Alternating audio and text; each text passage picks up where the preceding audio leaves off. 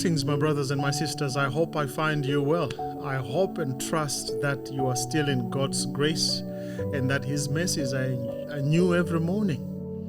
And great is His faithfulness toward His children. In this short message that I've put together, I am revisiting a thought that I shared during the MelVee Book Club meeting. I was commenting on Matthew 5 verse 43 to 48, where Jesus is concluding His teaching on loving our neighbors and our enemies and doing good to those who despise us and use us. And Jesus concluded that teaching by saying, "Be ye therefore perfect, even as your Father which is in heaven is perfect."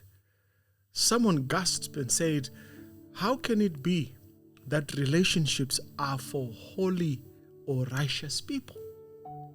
So I thought I should teach a little bit on this subject matter and shed more light. I did promise the members that I would do so.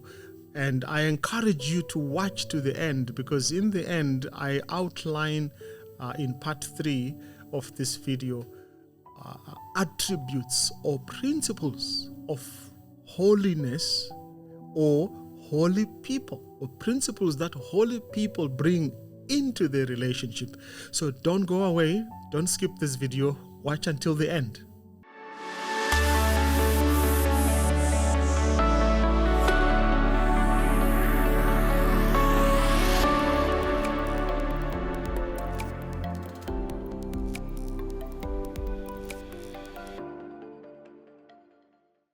So, let us get into this message immediately. You will agree with me that in this world, relationships often fail due to a pursuit of self over selflessness. We create broken connections and heartaches when we seek our own good. But God's original design for relationships calls for a higher standard. Holiness is what He calls for, which is rooted in love.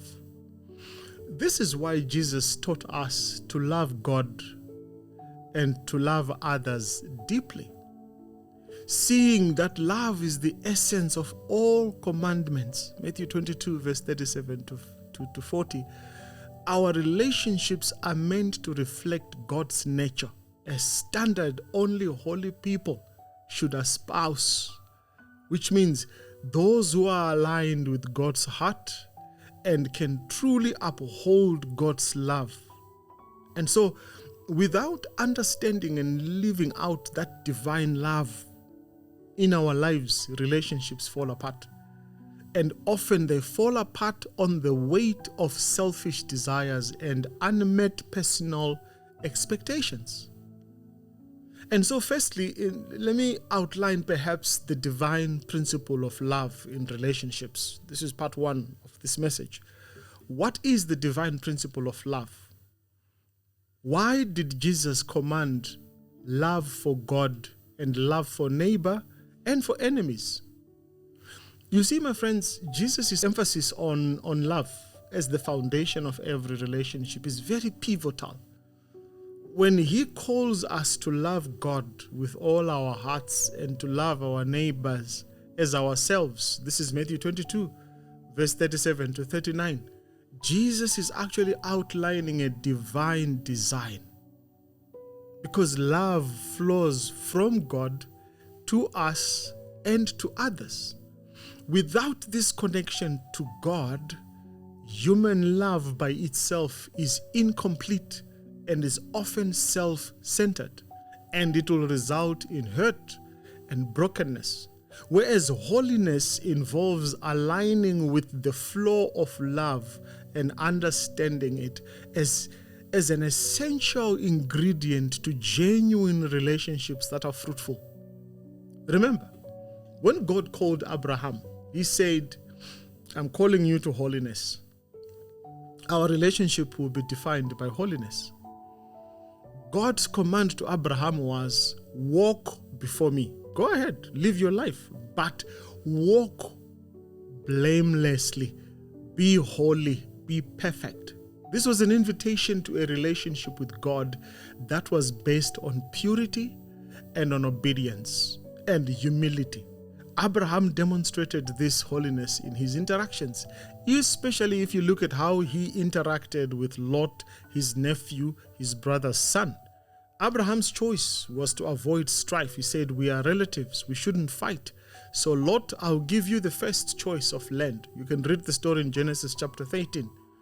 This actually shows a heart that's surrendered to God, where peace and humility outweighs personal gain. Abraham could have said, I'm the one called here, Lord. You are not the one called, and therefore I'm the one who's going to have the final say. But Abraham's holiness kept his relationship intact with God's will. And so why relationships fail is because they are without holiness. Relationships break down when self-interest overrides love.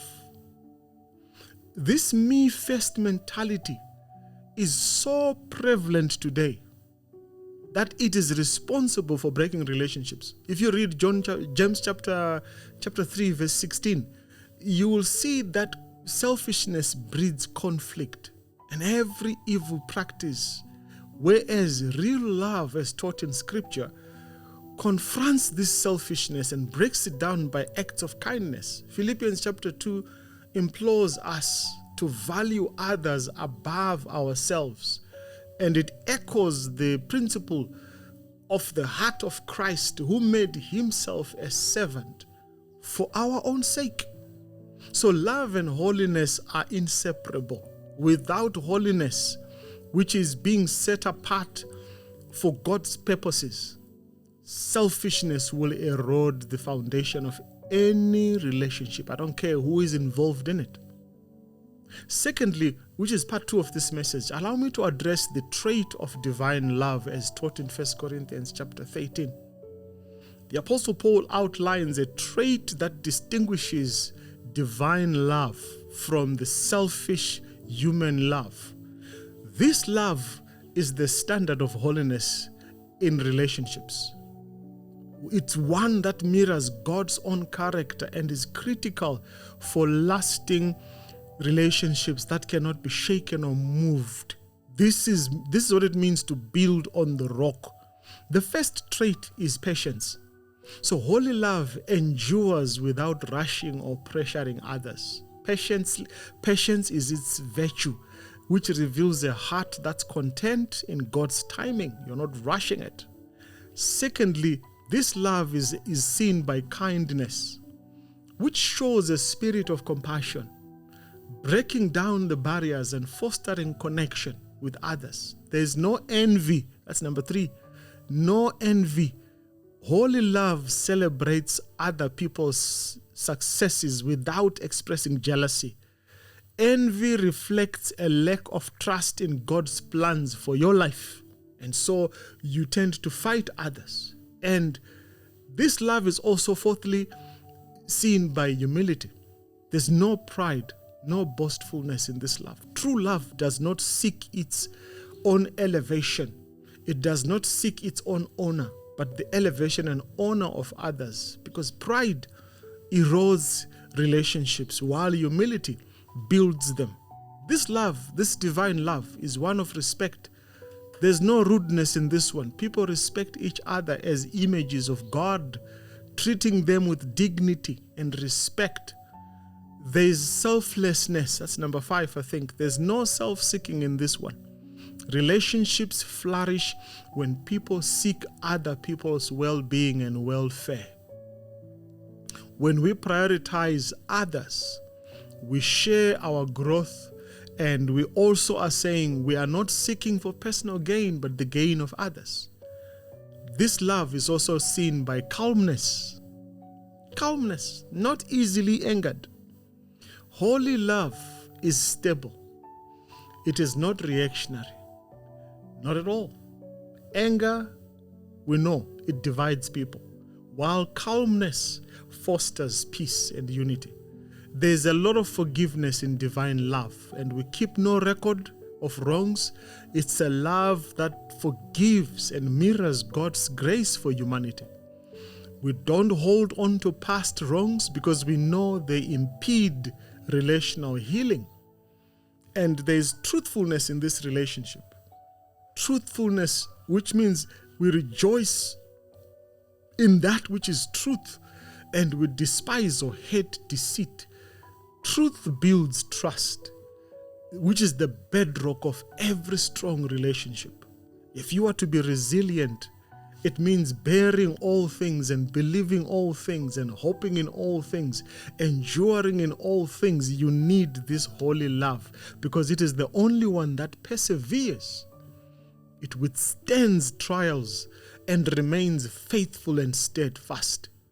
It hopes in God's promises and it believes in the best for others and not just for myself. And so this is a love that's consistent. It never fails. It is unwavering. It is embodying God's eternal principle of love.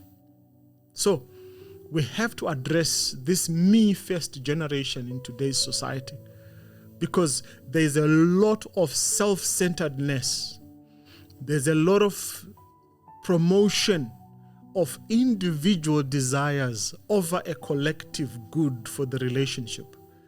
Yet, selfish ambition is contrary to God's will. James 3 verse 16, it says selfishness is directly linked to disorder and to every evil practice we see in this world. Jesus' teaching on the other side emphasizes putting others first, even to the extent of loving our enemies, which is actually against our natural inclinations as human beings. So we are called to love sacrificially and to unconditionally love others and put away this me-first mindset and align ourselves with the holy nature of God's love. Which brings me to Philippians chapter 2 verse 3 to 8.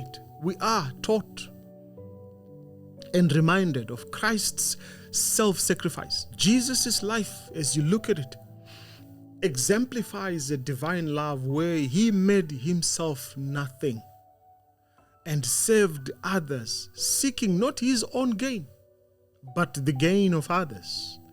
This love, my friend, is what transforms our relationships and sets them apart and sets away personal preferences for the greater good and bringing about healing and unity. Many relationships are collapsing because of selfishness. So in brief, what am I saying? Holy people, holy relationships are sacred, and they are intended to be lived out by people who are committed to holiness. Jesus' call to love God and to love the neighbor is not just an ideal, but it is actually a commandment to live a holy life. We are to embody the divine love in our relationships. We are to build on the foundations of Christ and to reject selfishness that mars our connections with each other and with God, because holiness in relationships is not an option. It is the only way to experience fullness in terms of what God designed for human beings.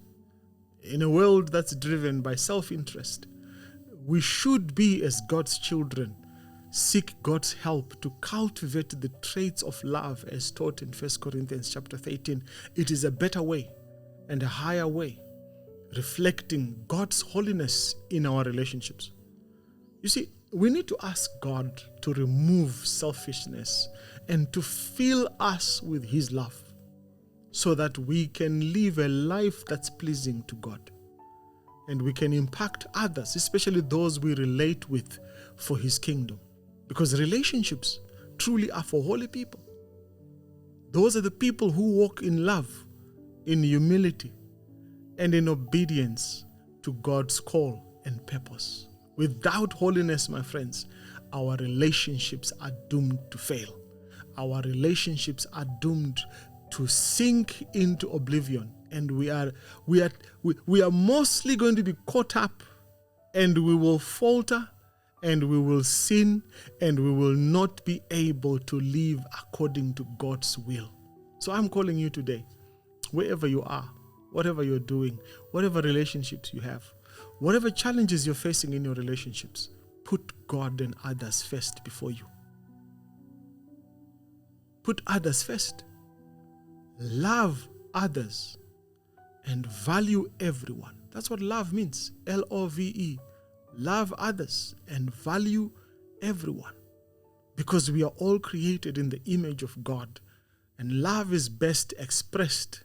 It's best shown by giving it than by teaching it. So we are called to practically love others and do good to them.